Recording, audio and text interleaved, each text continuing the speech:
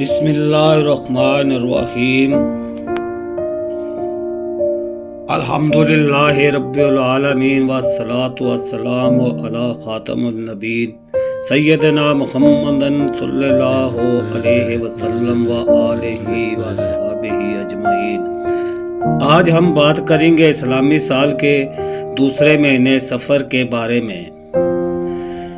اس مہینے سے متعلق بہت سی غلط فہمیاں، بدعات اور توہمات معاشرے میں رائج ہیں۔ ہم ان غلط تصورات کو قرآن و حدیث کی روشنی میں درست کریں گے اور جانیں گے کہ سفر کے مہینے میں صدقہ و خیرات کی کتنی بڑی فضیلت ہے۔ سفر کا مہینہ کیا ہے؟ اسلامی کیلنڈر کا دوسرا مہینہ سفر ہے۔ یہ حرمت والے مہینوں میں شامل نہیں، لیکن نیکیوں کے لیے ہر مہینہ عام ہوتا ہے۔ سفر کا مطلب ہوتا ہے خالی۔ عربوں میں یہ نام اس لیے رکھا گیا کہ اس مہینے میں گھروں میں خوراک کم ہو جاتی تھی یا لوگ جنگوں کے لیے گھروں سے نکل جاتے تھے، جس کی وجہ سے گھر خالی ہو جاتے تھے۔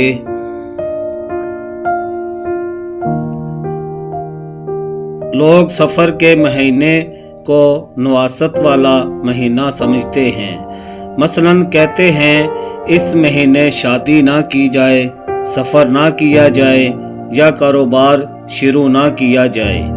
یہ سب باتیں اسلامی تعلیمات کے خلاف ہیں۔ حضرت ابو ہریرہ رضی اللہ عنہ سے روایت ہے، رسول اللہ صلی اللہ علیہ وسلم نے فرمایا، کوئی بیماری خود بخود نہیں لگتی، بدشگونی کچھ نہیں، الو کی نواست کچھ نہیں اور سفر کی نواست کچھ نہیں۔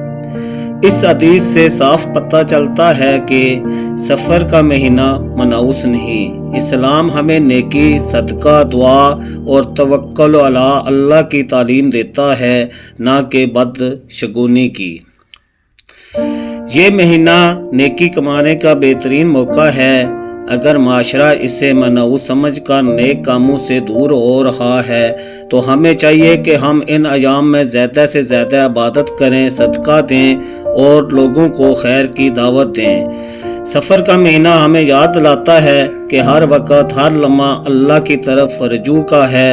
اگر اس مہینے لوگ پریشانی میں مبتلا ہوتے ہیں تو ہمیں چاہیے کہ ان کی مدد کریں، انہیں امید دلائیں اور سچائی سے روشناس کرائیں۔ اسلام میں صدقہ ہر وقت افضل ہے، لیکن جب معاشرے میں خوف یا بے یقینی ہو تو اس وقت کا صدقہ دوہری فضیلت رکھتا ہے۔ صدقات کے فوائد: صدقہ مصیبت کو دور کرتا ہے، رزق میں برکت لاتا ہے، بیماریوں سے بچاتا ہے، اللہ تعالیٰ کے غضب کو ٹھنڈا کرتا ہے، دل کو سکون دیتا ہے۔ حضرت علی رضی اللہ عنہ فرماتے ہیں، مصیبت آنے سے پہلے صدقہ دو، کیونکہ صدقہ مصیبت کو روکتا ہے۔ تو اگر کوئی شخص سفر کے مہینے میں صدقہ دیتا ہے تو وہ ان بدشگونیوں کا توڑ کر رہا ہوتا ہے جو لوگ گڑھ لیتے ہیں۔ یہ ایک مثبت قدم ہے معاشرے کو راہ ہدایت پر لانے کا۔ کیا کریں اس مہینے میں؟ قرآن پاک کی تلاوت کریں، نفلی نمازوں کا اہتمام کریں، زیادہ سے زیادہ صدقہ کریں، بیماروں کی عیادت کریں، لوگوں کو توہمات سے بچائیں، سوشل میڈیا پر صحیح معلومات عام کریں، اپنے اہل خانہ کو بھی اس بارے میں آگاہ کریں۔ سفر کا مہینہ کے نواسط نہیں بلکہ اللہ کا بنایا ہوا ایک مہینہ ہے۔ نواسط ہمارے اعمال میں ہے، مہینوں میں نہیں۔ ہمیں چاہیے کہ اس مہینے میں نیکیاں بڑھائیں، صدقات عام کریں اور امت مسلمہ کو صحیح علم فراہم کریں۔ اللہ ہمیں ہر ماہ، ہر دن، ہر لمحے کو اپنی رضا کے لیے استعمال کرنے کی توفیق دے۔ آمین یا رب العالمین۔